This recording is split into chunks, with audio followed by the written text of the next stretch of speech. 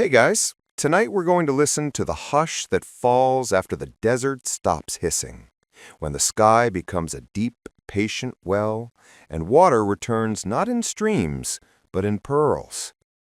People learned long ago that you don't always need a river to drink. You can borrow a little from the night itself. A ring of stone, a pale bowl, a quiet windbreak, and the faithful geometry of radiative cooling. That's the recipe. We'll walk through dew ponds and night condensers, lime-washed basins and reed screens, paths that lead air across a chill rim so it lets go of what it's been holding all day. No gadgets, no noise, just sky, stone, breath, and time. Find a blanket, dim the room, and settle in. The night will do most of the work. If you want water without a stream, the first step is not to chase clouds. It is to build a conversation with the sky. At night, the sky is colder than the ground by more than a mood. It is a real, measurable cold that you can lean a surface toward. That surface, stone, lime, tile, even polished clay, will radiate its heat into the dark and grow cooler than the air above it. When air brushes that cooled face, the invisible water it carries becomes visible. It beads, it gathers, it drips. A dew tank is nothing more and nothing less than a place where this conversation happens kindly and predictably. Picture a shallow bowl set into the earth, broad and low, its rim wide enough to cast its own tiny microclimate, and its heart pale enough to give its warmth to the stars. The bowl is lime-washed until it looks like the inside of a shell. Lime is not chosen for romance. It breathes, sheds algae, and reflects daytime sun so the basin starts the evening cooler. Around it, a low ring of stone stands like a collarbone, thick, heavy, slow to heat, and quick to lend its chill back to passing air. Each stone shows a cooled face to the sky. Each face a ledge where drops can purl and then walk inward. The ground matters as much as the bowl. Site the tank on a shoulder that feels the night, the open part of a slope with deep sky, not under a tree that would warm it with its own body and steal the view to the heavens. Give it a windbreak, but not a prison, a hedge or reed fence a few paces out that filters the wind into gentleness rather than stopping it. Still air grows dew poorly. Angry air strips it. You want the small, shy draft that combs across the rim and lingers. By day, the bowl hides under a pale lid, canvas or reed mat, propped so air can pass beneath, but sun cannot scold. The mat is rolled back at dusk, when the first star appears and the day's last warmth has begun to leak out of stones. In that hour, the bowl is already cooler than you are.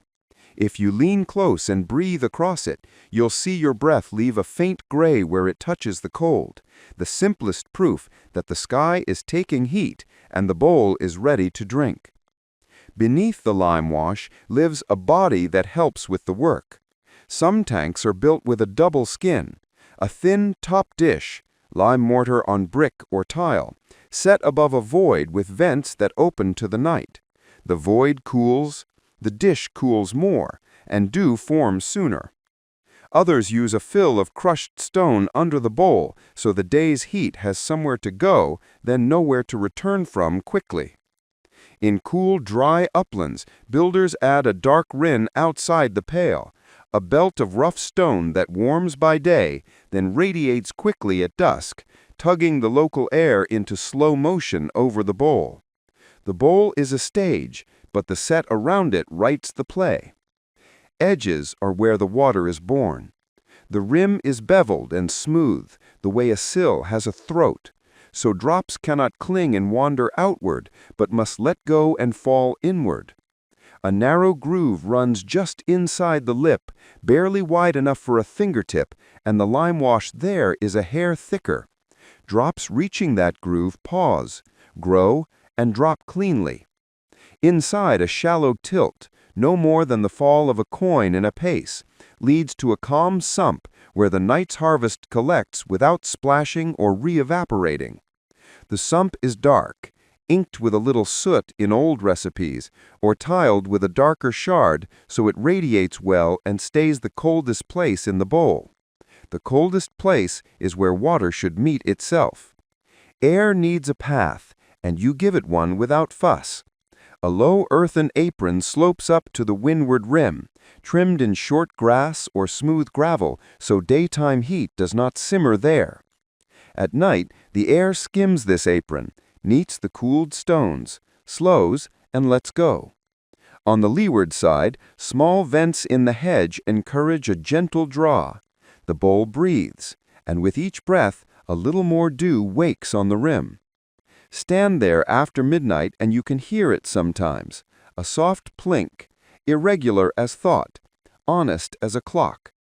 Materials carry memory.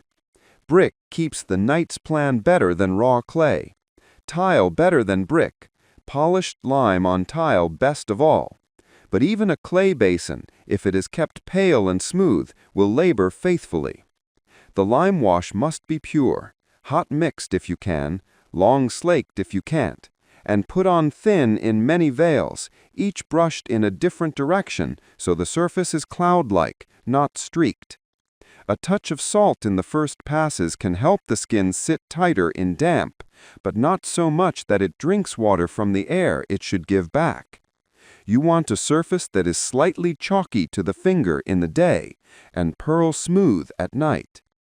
Dew is a timid guest at first. The earliest beads will appear on the outer stone collar, where air meets the sky-chilled mass. From there, as the bowl pools further below air temperature, the lime rises to the task. The white turns constellation-spangled with tiny points of wet. Drops grow along the bevel, meet at the groove's edge, and fall. The first hour yields little, the second more.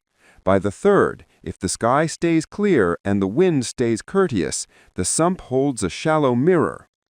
Fog, paradoxically, can stingy dew by smothering the sky window. High, dry clarity is kinder than low, thick cloud. This is why a tank that drinks well under bright stars may sip only modestly under a milky dome. The night is not only physics, it is also housekeeping. A wick of cloth hangs over the rim down into the sump, old habit from shepherds' dew jars. If a drop hesitates at the lip, the wick welcomes it, and capillarity walks the water home. The wick is pale and kept clean. It is rinsed at dawn and wrung, then shaded by day so it does not grow a garden.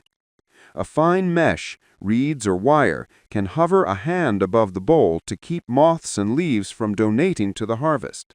The mesh must be generous enough not to trap the air or share much warmth. Better a few stray moths than a warm lid. In the morning, when the sky turns from coal to milk, the bowl stops talking to the stars and listens to the sun again.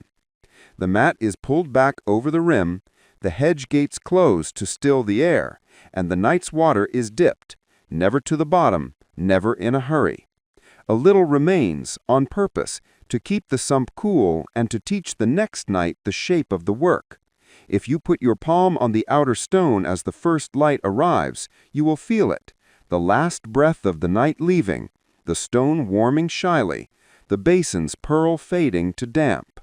The sky's gift was small, but it was certain. You did not chase it, you hosted it. Over weeks, the bowl asks for gentle rituals. Dust is the enemy of dew. A soft brush wipes the pail without polishing it shut. Lime is renewed in veils when the chalk loses its whisper. The hedge is trimmed so it filters, not blocks. The apron is raked so it does not become a pan of day heat. None of this is heavy. You spend a few minutes at dusk and dawn, and in exchange, the night keeps leaving little letters in the basin, always signed the same way: cool, clear, enough. This is the grammar of a dew tank: sky, stone, pail, breath, patience. No noise, no pump, just physics wearing the clothes of craft. Once you learn the letters, you will see places for bowls everywhere on upland slopes where sheep once paused, in courtyards where the night smells clean, on roofs that stare bravely into space. The sky is a well for those who ask properly. A pale bowl is a good question. If you want water without a stream, the first step is not to chase clouds. It is to build a conversation with the sky. At night, the sky is colder than the ground by more than a mood. It is a real, measurable cold that you can lean a surface toward. That surface, stone, lime, tile, even polished clay, will radiate its heat into the dark and grow cooler than the air above it. When air brushes that cooled face, the invisible water it carries becomes visible. It beads, it gathers, it drips.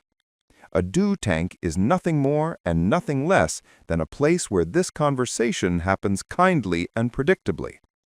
Picture a shallow bowl set into the earth, broad and low, its rim wide enough to cast its own tiny microclimate, and its heart pale enough to give its warmth to the stars. The bowl is lime-washed until it looks like the inside of a shell. Lime is not chosen for romance. It breathes, sheds algae, and reflects daytime sun so the basin starts the evening cooler. Around it, a low ring of stone stands like a collarbone, thick, heavy, slow to heat, and quick to lend its chill back to passing air. Each stone shows a cooled face to the sky, each face a ledge where drops can purl and then walk inward. The ground matters as much as the bowl. Sight the tank on a shoulder that feels the night, the open part of a slope with deep sky, not under a tree that would warm it with its own body and steal the view to the heavens. Give it a windbreak, but not a prison, a hedge or reed fence a few paces out that filters the wind into gentleness rather than stopping it. Still air grows dew poorly. Angry air strips it. You want the small, shy draft that combs across the rim and lingers. By day, the bowl hides under a pale lid, canvas or reed mat, propped so air can pass beneath, but sun cannot scold. The mat is rolled back at dusk, when the first star appears and the day's last warmth has begun to leak out of stones. In that hour, the bowl is already cooler than you are. If you lean close and breathe across it, you'll see your breath leave a faint gray where it touches the cold, the simplest proof that the sky is taking heat and the bowl is ready to drink. Beneath the lime wash lives a body that helps with the work. Some tanks are built with a double skin, a thin top dish, lime mortar on brick or tile, set above a void with vents that open to the night. The void cools, the dish cools more, and dew forms sooner. Others use a fill of crushed stone under the bowl so the day's heat has somewhere to go, then nowhere to return from quickly. In cool, dry uplands, builders add a dark rin outside the pail, a belt of rough stone that warms by day, then radiates quickly at dusk, tugging the local air into slow motion over the bowl. The bowl is a stage, but the set around it writes the play. Edges are where the water is born. The rim is beveled and smooth, the way a sill has a throat, so drops cannot cling and wander outward, but must let go and fall inward. A narrow groove runs just inside the lip, barely wide enough for a fingertip, and the lime wash there is a hair thicker. Drops reaching that groove pause, grow, and drop cleanly. Inside, a shallow tilt, no more than the fall of a coin in a pace, leads to a calm sump where the night's harvest collects without splashing or re-evaporating. The sump is dark, inked with a little soot in old recipes, or tiled with a darker shard so it radiates well and stays the coldest place in the bowl. The coldest place is where water should meet itself. Air needs a path, and you give it one without fuss. A low earthen apron slopes up to the windward rim, trimmed in short grass or smooth gravel so daytime heat does not simmer there. At night, the air skims this apron, Kneads the cooled stones, slows, and lets go. On the leeward side, small vents in the hedge encourage a gentle draw. The bowl breathes, and with each breath, a little more dew wakes on the rim. Stand there after midnight and you can hear it sometimes, a soft plink, irregular as thought, honest as a clock. Materials carry memory. Brick keeps the night's plan better than raw clay. Tile better than brick. Polished lime on tile best of all. But even a clay basin, if it is kept pale and smooth, will labor faithfully. The lime wash must be pure, hot mixed if you can, long slaked if you can't, and put on thin in many veils, each brushed in a different direction so the surface is cloud-like, not streaked. A touch of salt in the first passes can help the skin sit tighter in damp, but not so much that it drinks water from the air it should give back. You want a surface that is slightly chalky to the finger in the day and pearl smooth at night. Dew is a timid guest at first. The earliest beads will appear on the outer stone collar, where air meets the sky-chilled mass. From there, as the bowl pools further below air temperature, the lime rises to the task. The white turns constellation-spangled with tiny points of wet. Drops grow along the bevel, meet at the groove's edge, and fall. The first hour yields little, the second more. By the third, if the sky stays clear and the wind stays courteous, the sump holds a shallow mirror. Fog, paradoxically, can stingy dew by smothering the sky window. High, dry clarity is kinder than low, thick cloud. This is why a tank that drinks well under bright stars may sip only modestly under a milky dome. The night is not only physics, it is also housekeeping. A wick of cloth hangs over the rim down into the sump, old habit from shepherds' dew jars. If a drop hesitates at the lip, the wick welcomes it, and capillarity walks the water home. The wick is pale and kept clean.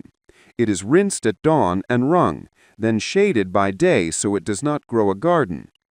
A fine mesh, reeds or wire, can hover a hand above the bowl to keep moths and leaves from donating to the harvest. The mesh must be generous enough not to trap the air or share much warmth. Better a few stray moths than a warm lid. In the morning, when the sky turns from coal to milk, the bowl stops talking to the stars and listens to the sun again. The mat is pulled back over the rim, the hedge gates close to still the air, and the night's water is dipped, never to the bottom, never in a hurry. A little remains, on purpose, to keep the sump cool and to teach the next night the shape of the work. If you put your palm on the outer stone as the first light arrives, you will feel it, the last breath of the night leaving, the stone warming shyly, the basin's pearl fading to damp. The sky's gift was small, but it was certain. You did not chase it, you hosted it. Over weeks, the bowl asks for gentle rituals. Dust is the enemy of dew. A soft brush wipes the pail without polishing it shut. Lime is renewed in veils when the chalk loses its whisper. The hedge is trimmed so it filters, not blocks. The apron is raped so it does not become a pan of day heat. None of this is heavy. You spend a few minutes at dusk and dawn, and in exchange, the night keeps leaving little letters in the basin, always signed the same way. Cool, clear, enough. This is the grammar of a dew tank. Sky, stone, pail, breath, patience. No noise, no pump, just physics wearing the clothes of craft. Once you learn the letters, you will see places for bowls everywhere on upland slopes where sheep once paused, in courtyards where the night smells clean, on roofs that stare bravely into space. The sky is a well for those who ask properly. A pale bowl is a good question. Dew is a night worker, but its shift begins long before sunset. The most generous bowls are the ones that arrive at dusk already composed, cool under their lids, dry of day heat, with edges that remember the night even while the sun still looks. A good lid is not a blanket. It is a parasol with manners. It keeps light off, lets air through, and refuses to donate its own warmth. And when evening comes, it steps aside without ceremony so the bowl can speak directly to the sky. Start with shade that breathes. A day lid should stand a hand's height above the rim, never pressed tight. Think of it as a hovering cloud, white, porous, and slightly proud of the surface it protects. Reed mats on thin battens have served for centuries because reeds carry almost no temper.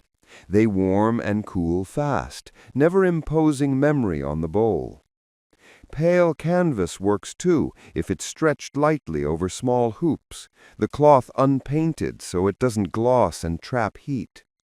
2 layers are kinder than 1 in fierce places, a high fly catching sun, a low fly making dapple, both with air between. Air is the real lid. Fabric only sketches its shape. Position matters more than clever knots. The lid should cast a full shadow at noon, then let shadow slide off its edges by late afternoon so the apron cools early. Leave leeward cracks like shy smiles, slim openings that tempt air to wander under, drift across the rim, and leave again. If the lid sings in wind, it is too tight. If it slaps, it is too loose. Tune it until it hums only when gusts tell stories. Materials remember touch. Choose forgetful ones. Fresh-cut reeds, sun-dried and lashed with linen thread, won't hoard heat. Untreated cotton breathes. Waxed canvas does not, save wax for rain, not sun. 2 layers are kinder than 1 in fierce places. A high fly catching sun, a low fly making dapple, both with air between. Air is the real lid. Fabric only sketches its shape. Position matters more than clever knots. The lid should cast a full shadow at noon, then let shadow slide off its edges by late afternoon so the apron cools early. Leave leeward cracks like shy smiles, slim openings that tempt air to wander under, drift across the rim, and leave again. If the lid sings in wind, it is too tight. If it slaps, it is too loose. Tune it until it hums only when gusts tell stories. Materials remember touch. Choose forgetful ones. Fresh-cut reeds, sun-dried and lashed with linen thread, won't hoard heat. Untreated cotton breathes. Waxed canvas does not, save wax for rain, not sun. 2 layers are kinder than 1 in fierce places. A high fly catching sun, a low fly making dapple, both with air between. Air is the real lid. Fabric only sketches its shape. Lids teach patience at dawn, too. Put them back before the sun strikes the rim, not after. The bowl wakes clumsy when light arrives. A lid buys it a slow morning. Water lingers in the sump, lime dries evenly, and the pail stays chalky rather than baking slick. If you must draw water at sunrise, do it from the sump's lip with a ladle that never scrapes the skin, then shade the bowl at once. A hurried hand makes a polite bowl sulk. Courtyards add their own etiquette. Walls radiate day heat at dusk. Lids must be bolder there. Use a higher fly to catch reflected warmth, and let the lower mat hang slightly askew so the bowl breathes the vertical slice of sky between rooftops rather than the hot wall. On roofs, safeguard against upward heat from masonry with thin insulating tiles beneath the bowl, then keep the day fly a breath higher than you would on the ground. Everywhere, remember that night drafts, katabatic drains, or sea breeze returns choose their hours. set the fly so these breaths pass under by habit, not by chance. Rain is a separate conversation. A dew bowl is not a cistern, but it can accept a visiting shower if you give it manners. Keep a light, peaked rainfly ready, pale, quick to mount, high enough that drops fall as beads from its points into the bowl, rather than as a sheet that warms the surface. Remove as soon as the shower passes. Lingering rain gear is a day habit that ruins a night. Care for lids as you care for bowls, but differently. Shade them in storage so fibers don't grow brittle. Rinse dust in the evening and let them dry in the night's cool so they never smell of damp in the morning. Replace lashings before they snap. A quiet lid is always a little newer than its frame. Treat canvas with kindness, not coatings. A scrub with salt and water, a sun dry, and a brush are usually enough. Anything that makes cloth glossy will make air sulk. The best lids are those you forget you built. At noon, the bowl sits in a pool of pale shade. In the afternoon, the apron cools early. At dusk, the lid lifts like a blink. At dawn, it returns like a closing eyelid. Meanwhile, the night writes its tiny script along the bevel and drops each letter into the sump.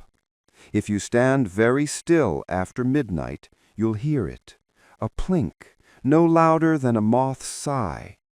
That sound belongs to good lids as much as to good bowls. They are partners. One keeps heat honest, the other keeps sky honest. And between them, water appears where there was none. Water is shy at first. It wants to cling to edges, to bead where it was born, to hesitate at little ridges as if reconsidering the journey.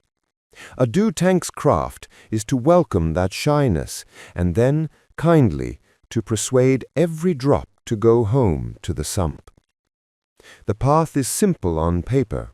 Rim, bevel, groove, fall, glide, rest. But each step carries a dozen small gestures that turn physics into harvest. Begin at the rim, where night writes its first punctuation. The bevel is not decoration, it is dialect. Too sharp, and drops leap in scattered ways. Too dull, and they loiter until dawn warms them away. Aim for a lip you feel as a whisper under a fingertip, wide as a pea, falling inward at a gentle angle. Along this lip, dew buds like constellations, each bead a little lens. The surface beneath must be chalk smooth, never glossy. Gloss keeps drops standing proud, where a soft mat lets them flatten a breath and gather company. When two beads touch, they become more than the sum of themselves. Weight rises, and the journey begins.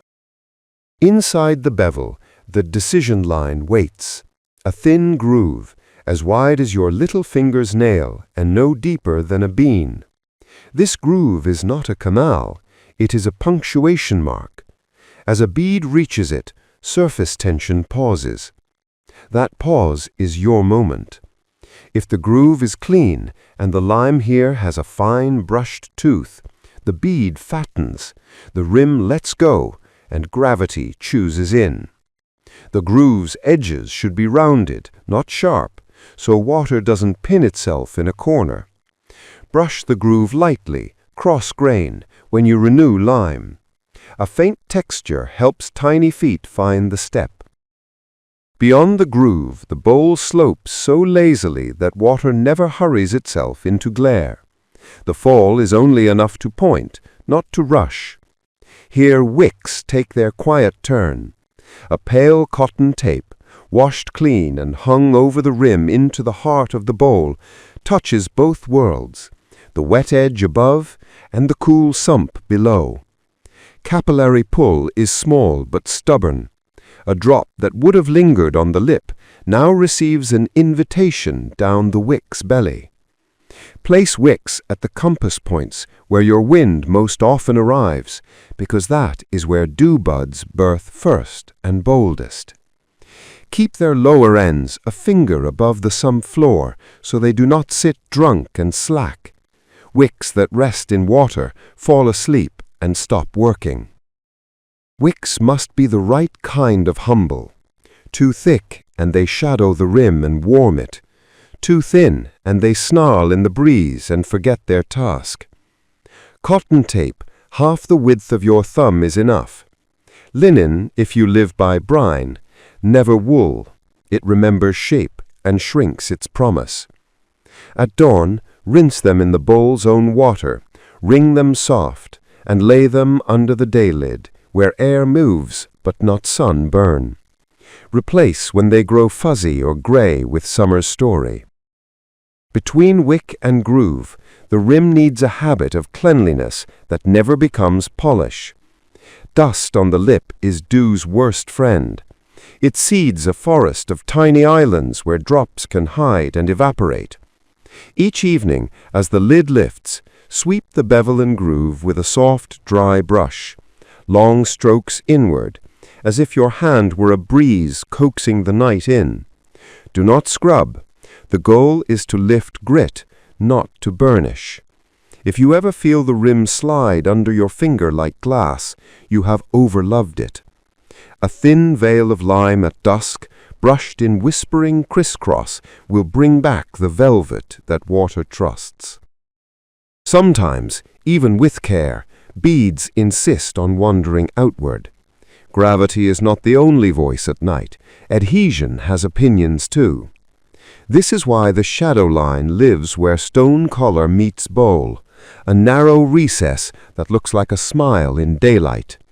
Should a drop fancy the stone, the dark little canyon says no and breaks that thought.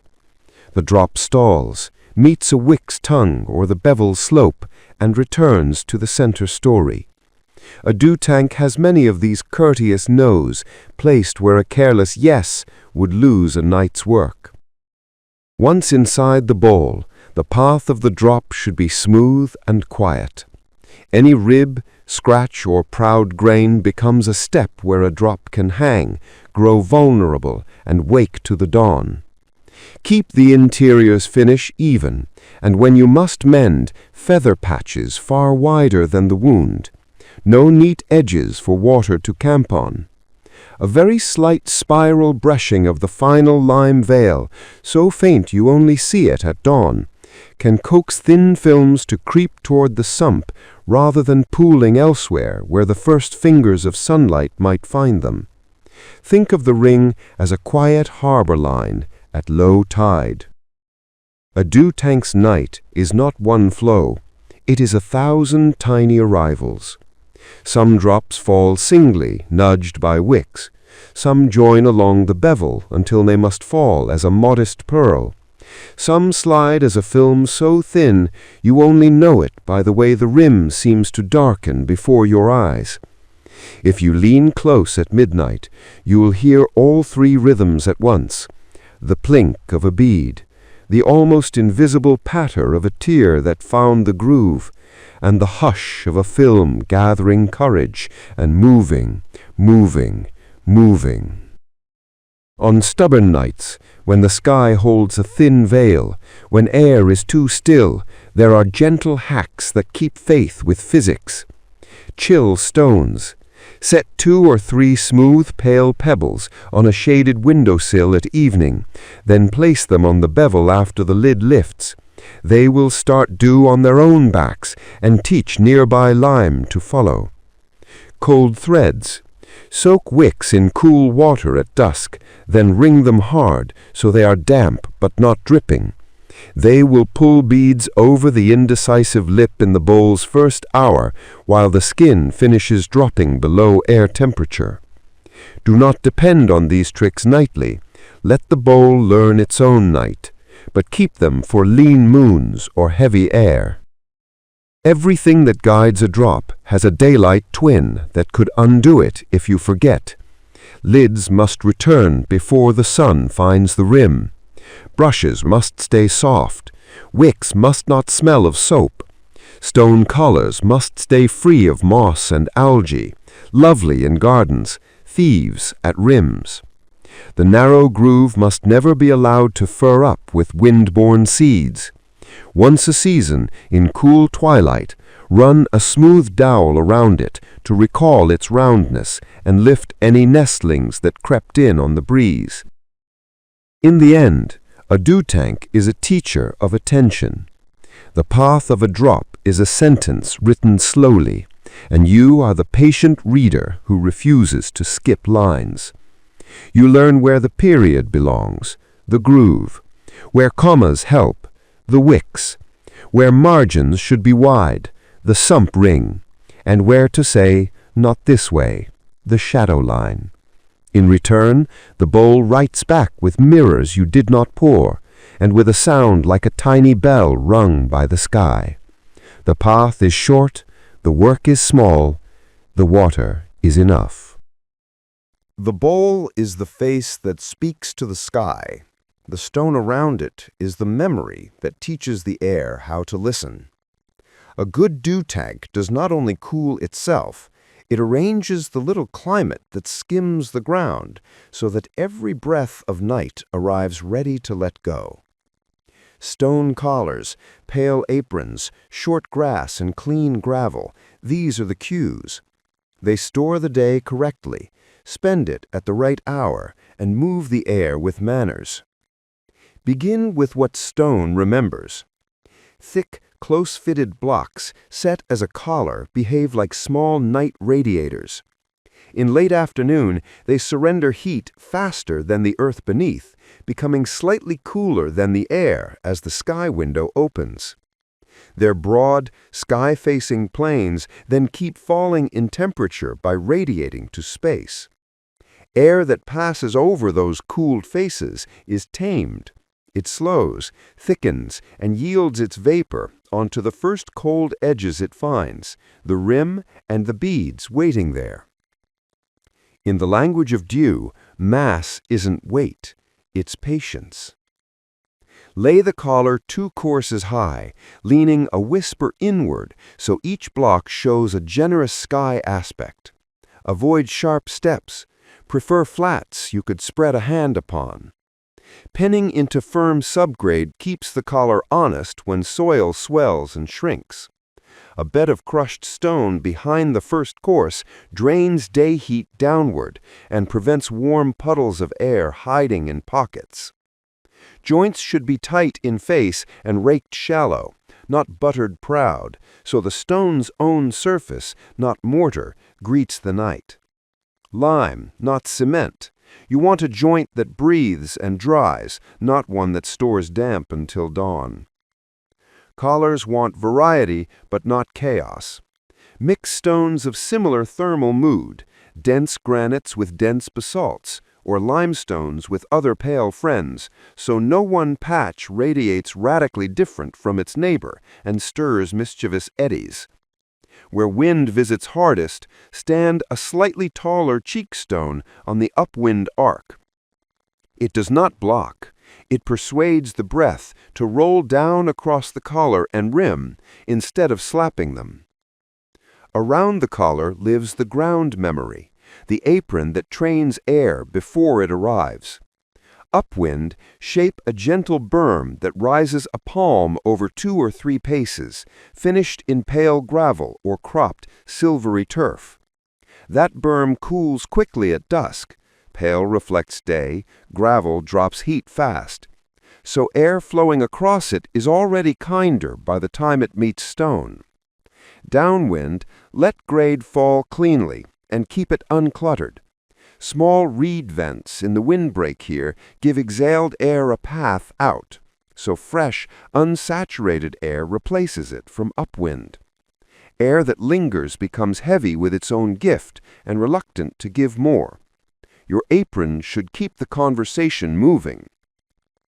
Moisture in the ground is a double-edged tool.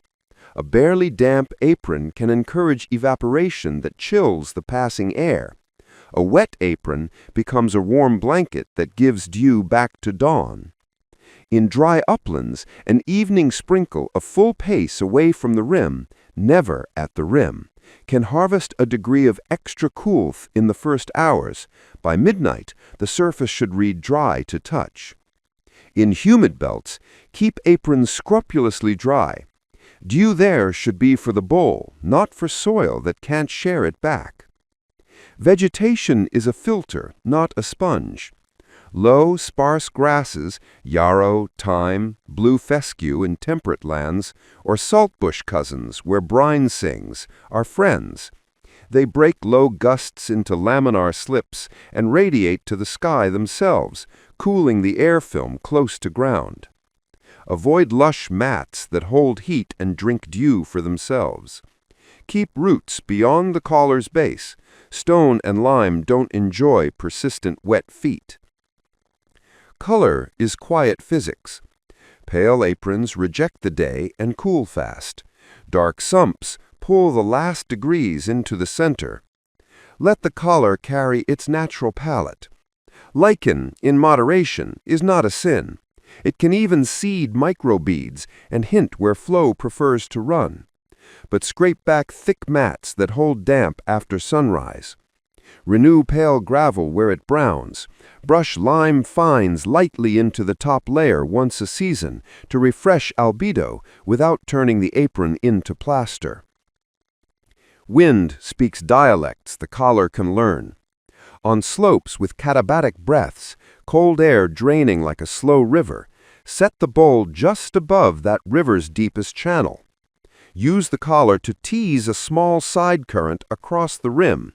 Lift stones on the drainward edge a thumb higher and open 2 low vents opposite. The cooled flow will peel from the main stream, skim your stone, and leave through the leeward slits. In sea breeze countries, the evening return often arrives as a lazy ceiling. There, keep collar courses lower and windbreaks taller with generous porosity. Let the high, slow breath fold down across the rim rather than bouncing off a proud ring. Season writes amendments into this grammar. In hot, dust-bright summers, colors work harder and ask little. Keep stones exposed, joints brushed, aprons pale. In damp shoulder seasons, the same mass can turn traitor if allowed to stay clammy at dawn. Answer by giving the collar a quick pre-warm after sunrise, lid on early, a shaded hour for the stone to shed dew and dry before the day heats it from above. A collar that begins the next evening dry will outperform a wet one, even under the same sky. Edges that meet feet need manners. Build a narrow maintenance path, flat stones set flush with gravel, just outside the windbreak.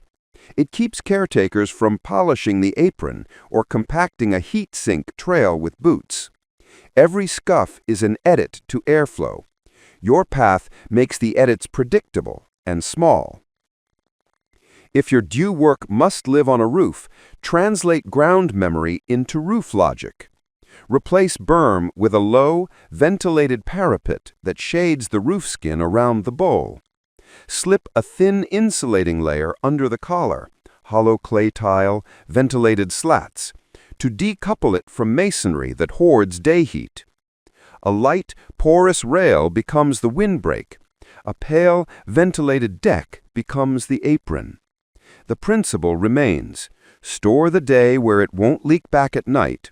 Present cool plains to sky. Escort air in a single, unhurried pass. Maintenance is mostly listening. At twilight, palm the collar. If it feels warm on the shaded side, dust or damp is stealing its head start. Brush joints, rake gravel. Lift lids a little earlier tomorrow. After wind, hand sweep the inward half of the apron so grit doesn't migrate to the bevel. After rain, pull the lid on longer in the morning so collar and apron dry entirely before you return them to night duty. None of this is toil. It is the same kind attention a gardener gives before the first stars.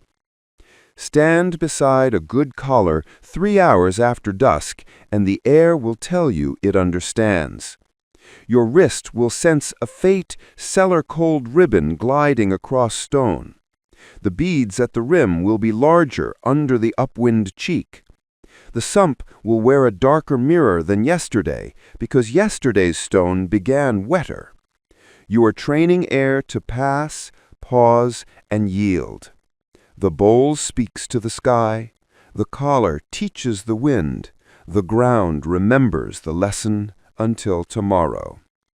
Water arrives not because you worked hard, but because you worked in the right scale. A dew tank is a listener before it is a drinker. Its success belongs as much to the hour you choose to lift the lid as to the bowl you built.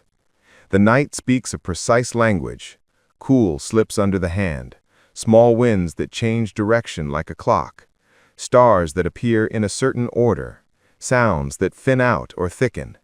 Learn these signs, and you'll know when the sky has opened its cold window, when it is stingy with cloud, and when the air is so heavy that your bowl should wait a little longer under shade. Begin with touch. It is the oldest instrument.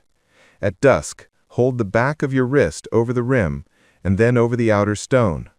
If stone cools first while the rim lags, the day still clings to lime. Keep the lid on and wait. If both read the same, a neutral quiet, you are near the turn. When the rim touches cooler than the palm's memory, that is your first green light. The bowl has started to radiate faster than the air can pay back. Sound writes the second line. Day's choir shrinks as crickets slow and small wings choose stillness. Then a pause arrives, not silence, but a wide space between sounds. Catabolic breaths, the downslope sighs that begin an hour or two after sunset, announce themselves with a low rustle through grass that comes and goes in measured pulses, like sleep. Wind that hurries, stops, and hurries again is not yet your friend. Wind that keeps low and even is. When you hear that evenness, lids may lift. Sight gives the decisive cue.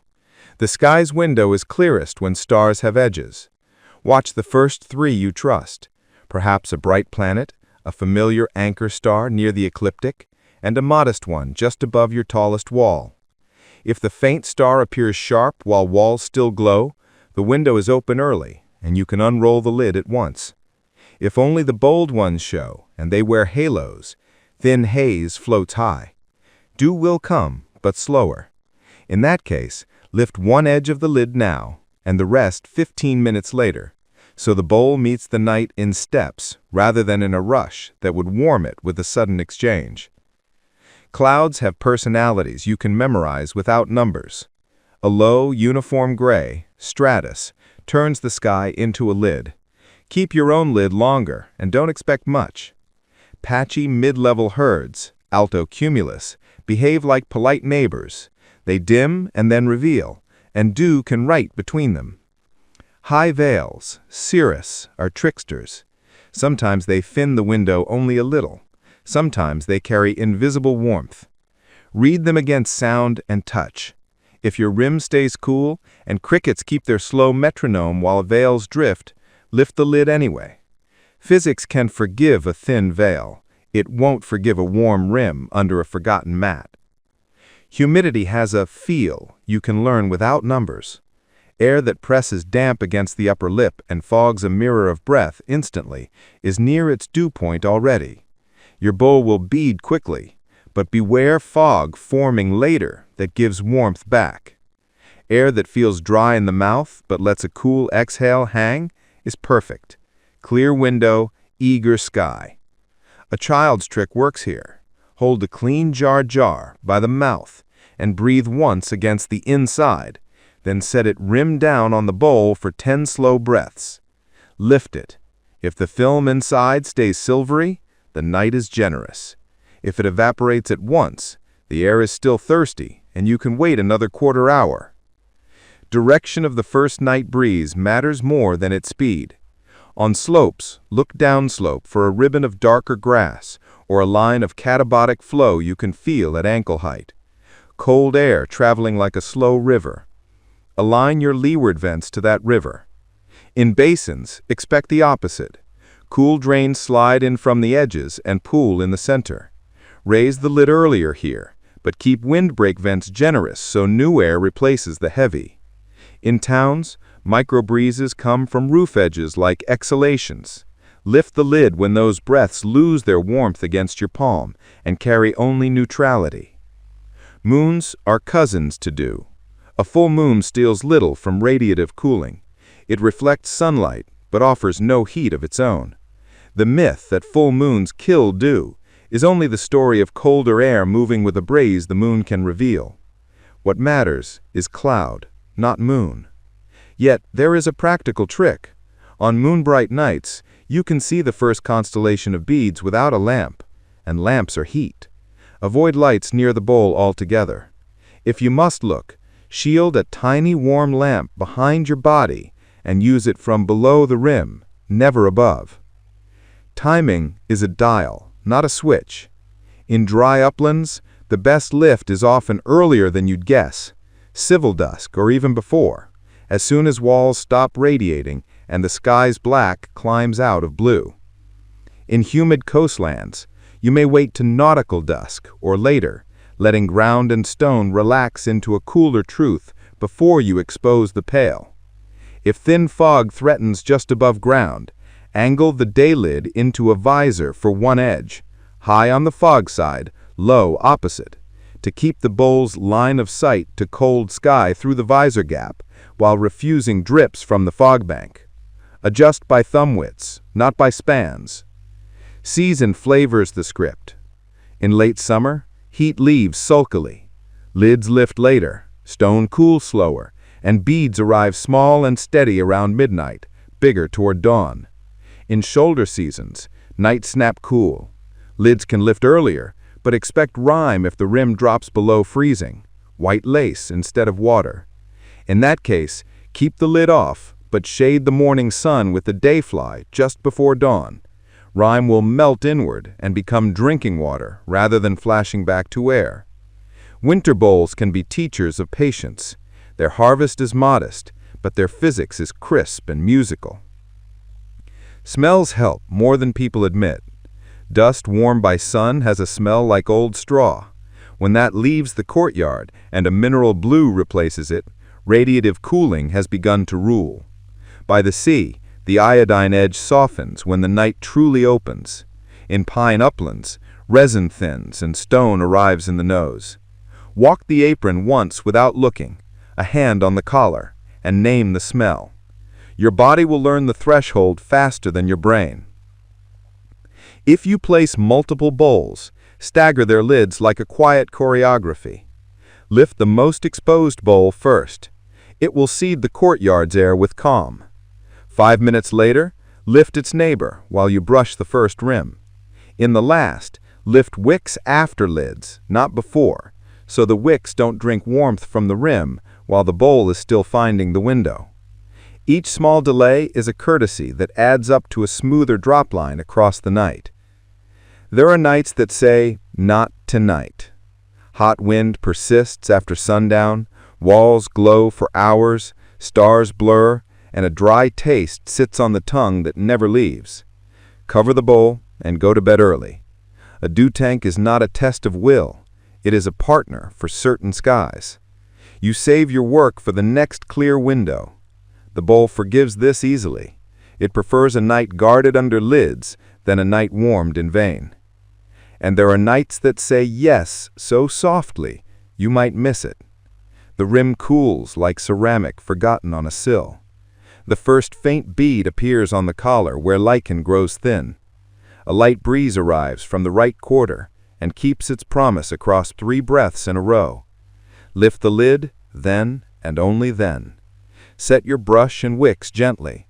Step back. Take 1 breath and listen.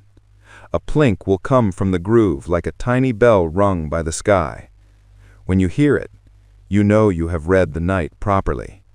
After that, the bowl reads itself. Every bowl is a question asked of the same sky, But the questions can be phrased in many dialects. A shepherd's traveling dish, a farmhouse dew pond for a single household, a courtyard moon bowl, a roof array above a sleepy town. Each version bends the same physics toward a different life. Variations aren't cleverness for its own sake. They are fits of place, habit, season, and hands.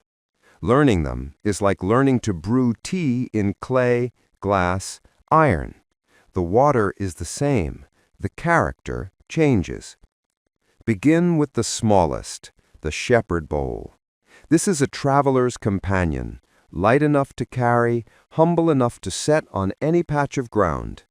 Picture a shallow, palm-to-shoulder dish, fired clay or thin, pale stone, nested into a wicker ring that serves as both stand and windbreak. Its collar memory is carried, not built. A handful of smooth, pale pebbles the shepherd lays in a ring each night, faces turned to the stars, then returns to a pouch at dawn. The day lid is the cloak, propped on 2 willow boughs by day, rolled aside at the first star. Wicks are tape-thin, knotted through tiny holes near the rim so they don't fly in wind. Yield is modest, but certain enough for a mouth, a prayer, and a pinch of tea. Lesson: portability trades abundance for assurance. Attention replaces masonry. Next is the farmhouse dew pond, a ground bowl for one family and a visiting sparrow choir. 2 to 4 meters across, shallow as a saucer, lime over brick, stone collar 2 courses high, apron of pale gravel and low hardy herb. Windbreak is a reed ring in summer, a trimmed hedge by autumn. Daylid is a white reed mat on low hoops. A second high fly appears in the hottest months. This bowl earns a ladle every clear night and, over seasons, trains the air around the house to pass in a kinder way. A narrow pebble rill from a short run of limewashed roof tiles adds a few extra drops on good nights, beads falling over each stone so they recool in air before entering the sump. Lesson: a household bowl is a teacher. Its rituals braid into chores, and the log becomes a weather book children learn to read. Courtyard moon bowls are for small skies. They live between walls, under windows, in the hush where footsteps soften. Their windbreaks are delicate, lath screens and reed hoops that float inside masonry. Their genius is in lids and timing, a high, porous shadow fly that intercepts wall heat at dusk, a low, breathing day lid that lifts the instant the rim reads cool. They often wear double skins, a ventilated void beneath the lime dish to shrug off the day's stored warmth of brick. Yields are calmer after midnight, when walls forget noon. Lesson: where sky is narrow, discipline is wide. Timing, porosity, and gentleness count more than size. Roof bowls see the biggest sky, but sit on the warmest floors. Their collars stand on ventilated laths. Their aprons are pale decks that breathe. Their windbreaks are rails that sieve, not fences that trap. Lids must be the lightest, reeds, gauze, thin canvas, because heavy lids hoard roof heat and spend it into night. Roof bowls often work best in families, 3 or 5 smaller dishes instead of one grand saucer, staggered in lid lifts, each with a slightly different vent setting, so one always sings, even when the rooftop breath misbehaves. Lesson: arrays forgive variability. Many small questions get more answers than one big one. Seaside dew plates live with haze. They lean on double fly lids, high and higher, and on wicks that bridge indecisive rims. Their callers prefer pale limestone to salt-loving basalt. Their aprons stay dry, never wetted at dusk, because maritime air already carries its gift. Windbreaks are taller, vents larger, so sea breath slides rather than stops. Lesson: near the sea, see-through matters more than mass. The window to sky is precious and must be kept uncluttered. Highland shoulder bowls court katabatic rivers, cold air that slides like silk after sunset. These bowls sit just above the drainage line, not in it. Their collars grow cheeks on the drainward side, stones a thumb higher to tease a small eddy that skims the rim. Day lids lift early in the afternoon to pre-cool aprons. Lids come off at first star because the sky turns sharp quickly. Wicks are few. Rims bead greedily without much persuasion when the air runs blue. Lesson: at altitude, timing is early, structure is simple, and reading the slope writes most of the yield. Desert edge bowls bargain with dust and extremes. Double skins are common. Air void beneath the dish, sometimes a reflective foil a hand below to break day's climb. Windbreaks are reed, not hedge. Plants drink. And collars are scrubbed often, because dust is the nightly visitor that dulls lime.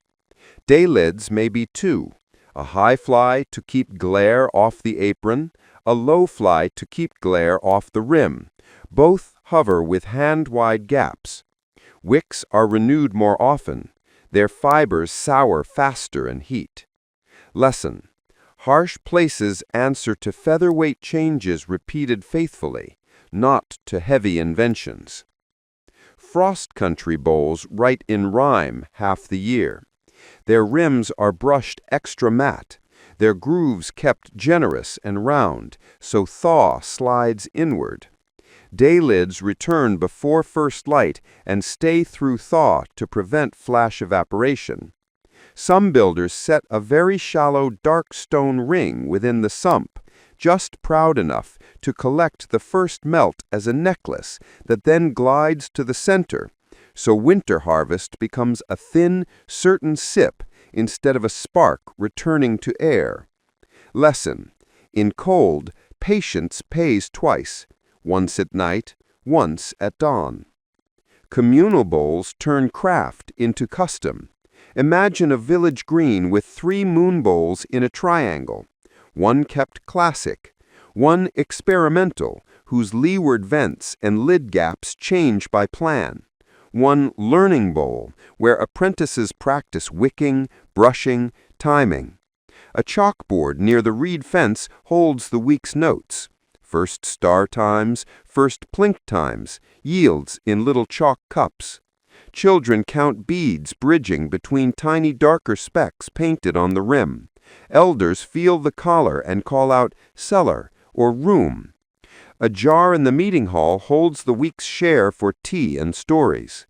Lesson: shared bowls teach faster, keep gentler, and turn carefulness into a common language. Material variations matter at the edges. Where lime is scarce, bright clay burnished to a soft mat can serve, so long as day lids are faithful and dust rituals are gentler. Clay scuffs. Where stone is dear, brick collars do duty, if faces are slaked and brushed so they read as stone to the night. Pozzolanic touches, finely ground brick dust in the basecoat, can make the skin less thirsty in damp climates.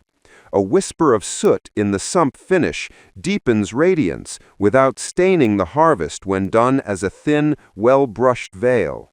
Lesson: the physics is generous, the palate is wide, the hand is what keeps manners.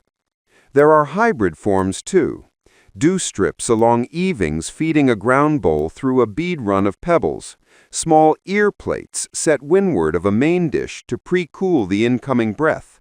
A traveling shepherd bowl that docks atop a thick stone collar for festivals or dry years. Each teaches without drama. Strips show how beads prefer edges. Ears show that a cool plane upstream is worth more than a fancy wick. Docking shows that scale can be borrowed when needed and returned when not. Finally, there are the bowls that are not bowls at all. a length of pale tile on a fence rail that drips into a jar, a window ledge plate that collects enough for a pot of tea if the moon is thin and the stars are hard, a roof parapet slab that learns to grow pearls on its underside when the night is clear and the sea breaths are right. These are small poems. They do not replace the pond. They remind you that dew is everywhere polite surfaces meet an honest sky. Stand among variations, and you begin to hear a single music. The score is always shade by day, sky by night, a rim that invites in, a groove that decides, air that passes and doesn't loiter, stone that remembers and then forgets. The instruments change. A dew tank feels like poetry, but it improves like a garden, with notes, small trials, and patience. You don't need electronics to know whether your bowl is asking the sky the right questions. A few humble gauges, a habit of writing, and a way of changing one thing at a time will turn "it seems better" into "we made it better." Begin with measures that don't wake the night. The gentlest gauge is a dip line, a thin, dark ring etched around the sump, just inside the mirror, paired with a slender, smooth dipper marked in quiet units, notches you can feel with a thumb. At dawn, before sun touches the rim, slip the dipper to the same depth every time, tip kissing the sump's tile, handle vertical, and read the water at the thumbnail notch. No clinks, no scrape, your measure leaves only a ripple. Note the number, shade the bowl, and walk away. Later, when you pour into a narrow-necked bottle, the tally agrees with the dip line's story. If you want numbers that teach quickly, weigh instead of guessing by eye. Keep one small, lidded flask for the harvest. Light, clean, always the same. A tiny spring scale or balance lives under the day lid in a cloth pouch. Weigh the empty flask once a month and pencil the tare into your log. Each morning, set the flask on the scale in the bowl's own shade. Mass is truth. You don't squint at meniscus or fret about the sump's curve. The ritual takes 30 seconds and costs no heat. Gauges live on the bowl as well. Glue a small, dark ceramic tick at the sump's edge, a reference you can see even at moonlight, and mark a matching tick on your dipper shaft. A finger finds the pear in the half-dark, and you never push the dipper too deep. On the rim, set 3 rice grain specks of darker lime at equal arcs. When dew is healthy, beads will bridge between specks by midnight. When air is stingy, they hang solitary. It's a foolproof constellation test you can read at a glance without touching anything. Now the log, the bowl's diary. A single page per night is plenty. Date, lid-off time, first bead seen, breeze notes, like soft downslope pulses every 3-4 breaths. Sky notes, 2 stars sharp early, thin veil later, and a box for morning yield. Add a small sketch of lid height and windbreak vents if you change them.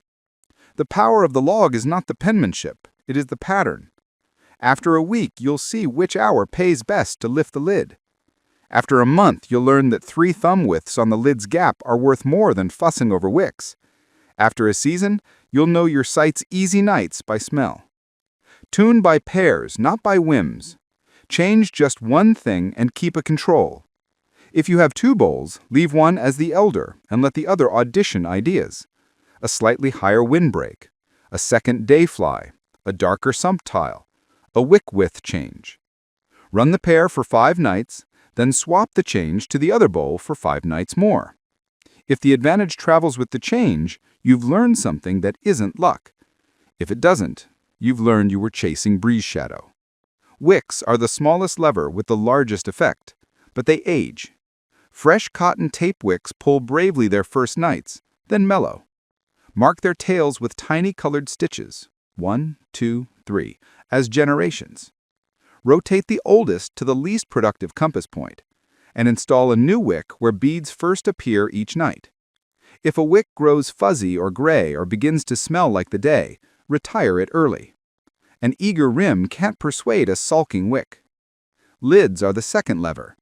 Test first star versus 2 stars lift for a week each. Log in yields. Then try a double fly gap wider by a finger for 5 nights.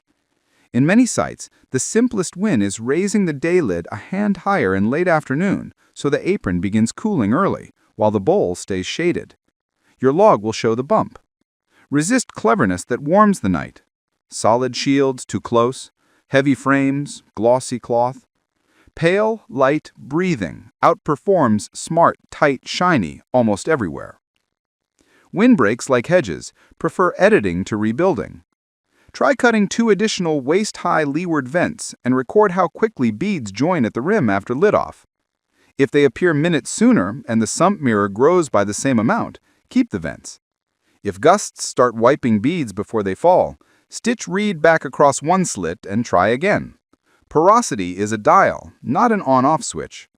The apron tells stories at dawn that the log should catch. Sweep a palm across its outer edge and then near the collar. If the outer edge holds damp while the inner reads dry, your lid stayed off too long after sunrise. The bowl lost water back to air even as the apron drank. Fix by putting the lid on earlier at first light and by letting the collar dry fully mid-morning before returning to day duty. If the inner edge is damp and the outer dry, air stalled.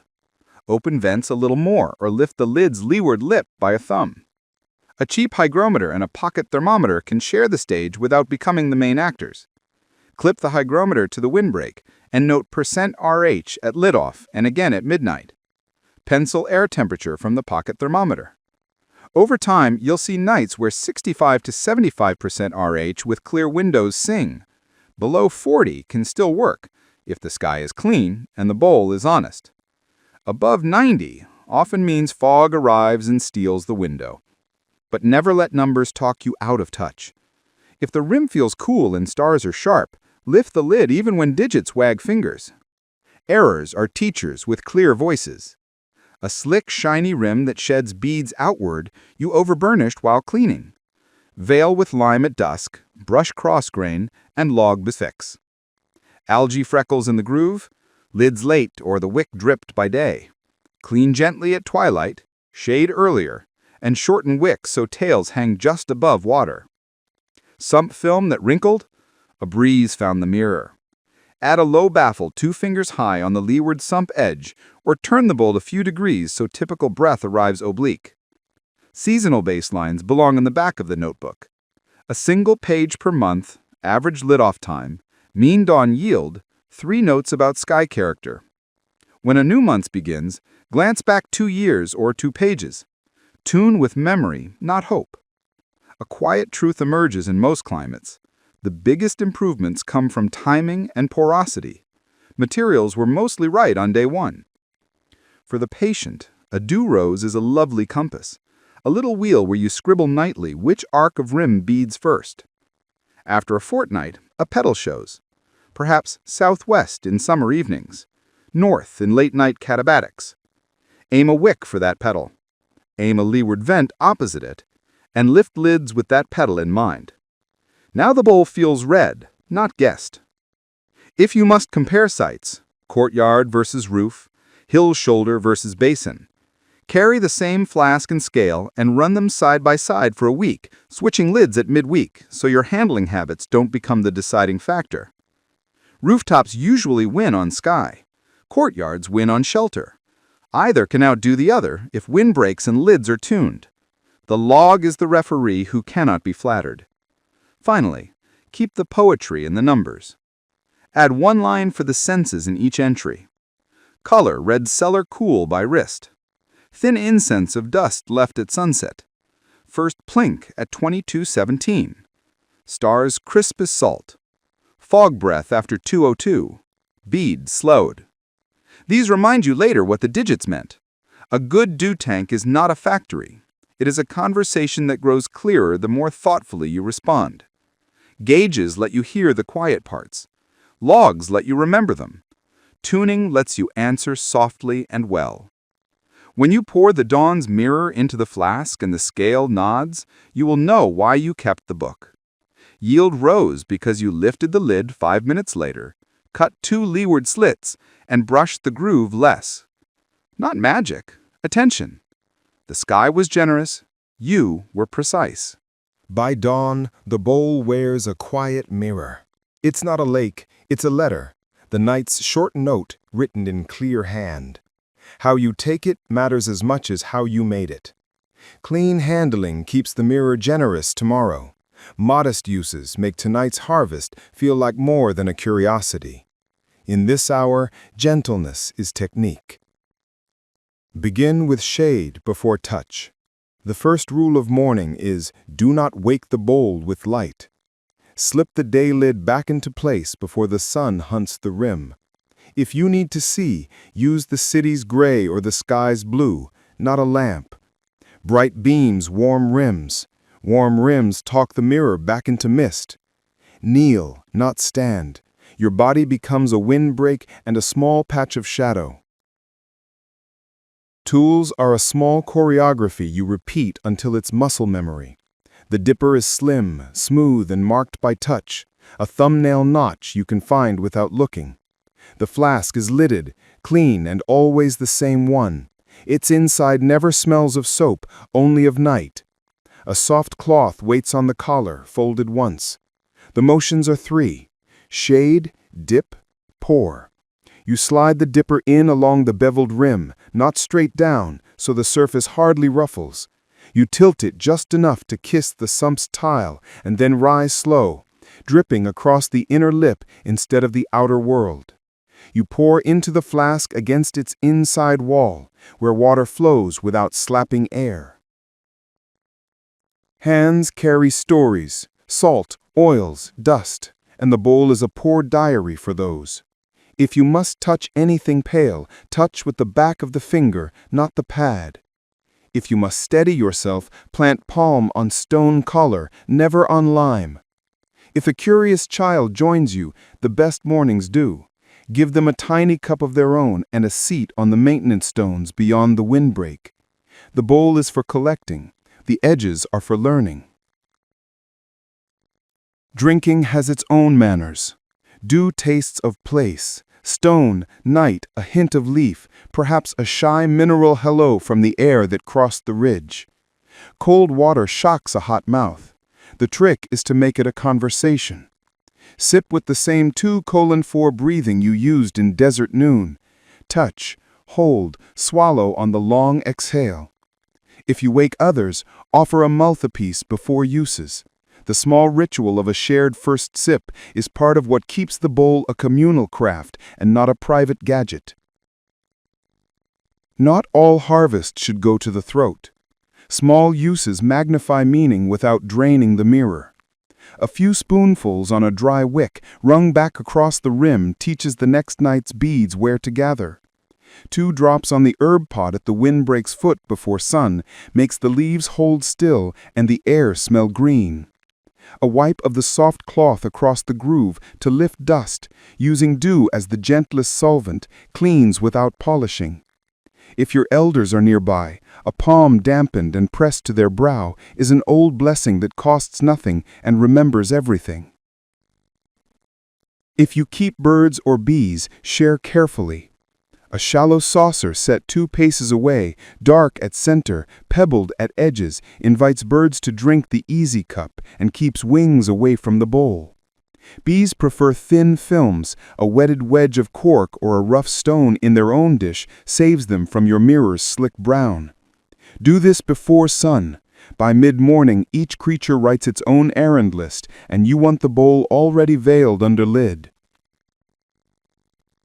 Clean handling includes what you leave. When the flask is filled, stop short of the last shallow skin. A thin lens of water in the sump stays cool through the hour of lid return and becomes the bowl's memory for evening. It also keeps Wicks honest. A tail that barely touches water stays alive without swelling and sleeping. If a moth has made the wrong choice and rests on the skin, lift it with the edge of your cloth and set it under hedge. The mirror forgives and the night's book stays clean. Storing the harvest is a continuation of the physics. The flask lives in the coolest room you have, a pantry's north corner, a stone shelf, a clay jar that breathes. wrap it in a damp sleeve of cloth and set it in moving air. The same evaporation that cooled your nape in the desert keeps dew shy and lively in the bottle. Label by morning, not by pride. A penciled date and a small note. Clear first star early, or thin veil after midnight, turns the shelf into a quiet archive. If you brew tea from it later, you taste the note again in the steam and remember why you waited for the first bead before lifting the lid. There is medicine in restraint. Dew is not a well, it is an herb taken in drops. A mouthful before work softens a throat that slept dry. A rinse for eyes that read late reminds lids the world is kind. A teaspoon in bread dough saved for feast days is superstition and chemistry intertwined. Bakers swear the crust listens. Gardeners water seeds with dew and swear at their own optimism later. Still, the ritual makes better gardeners.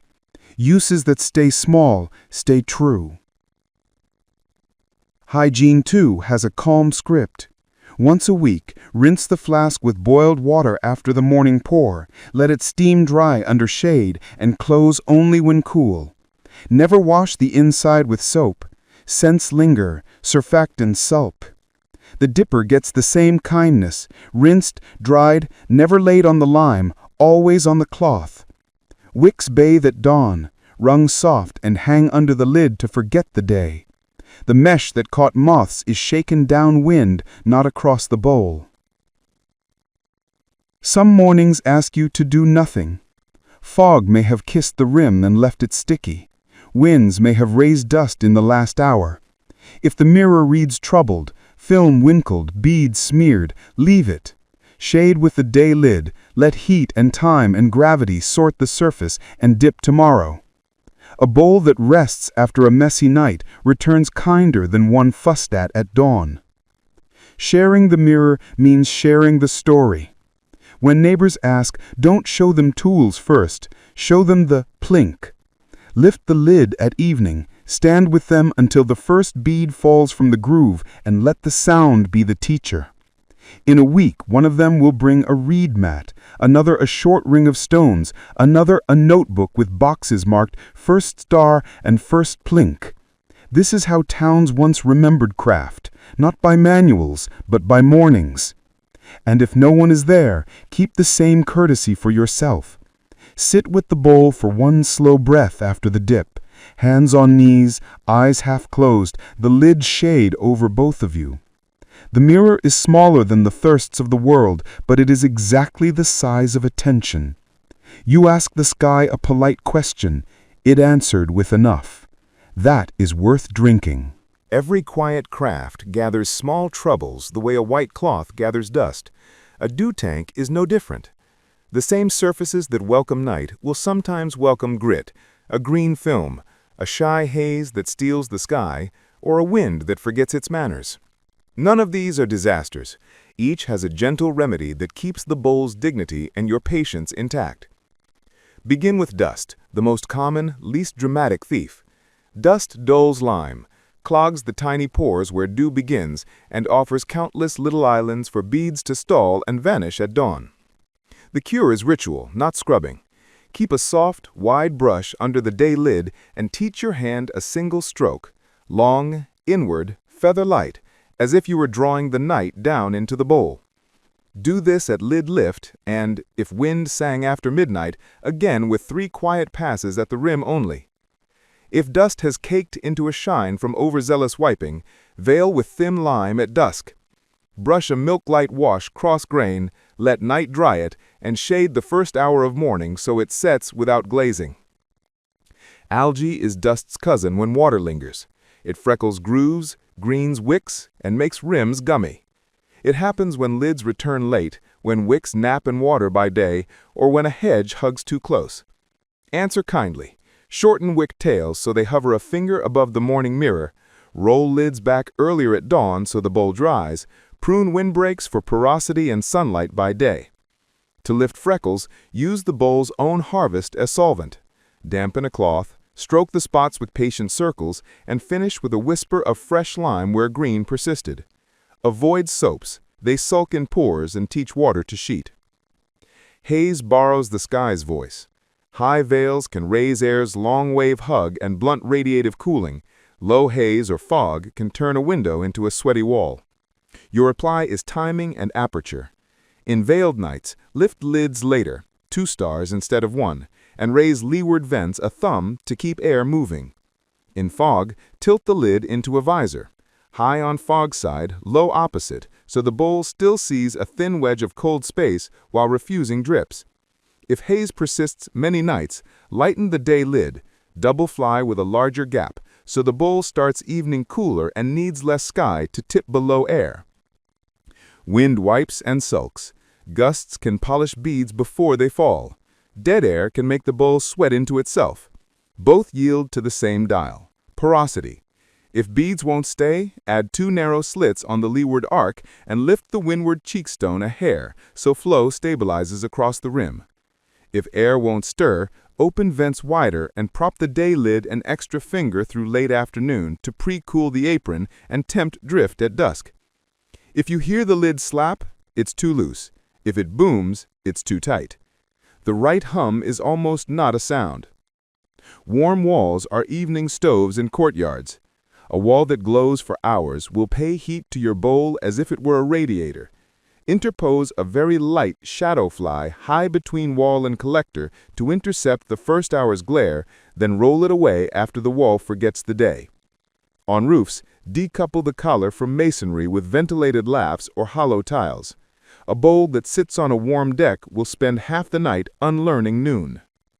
Low yield despite clear stars is a teacher with many pencils.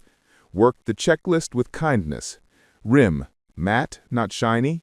Groove, clean and round.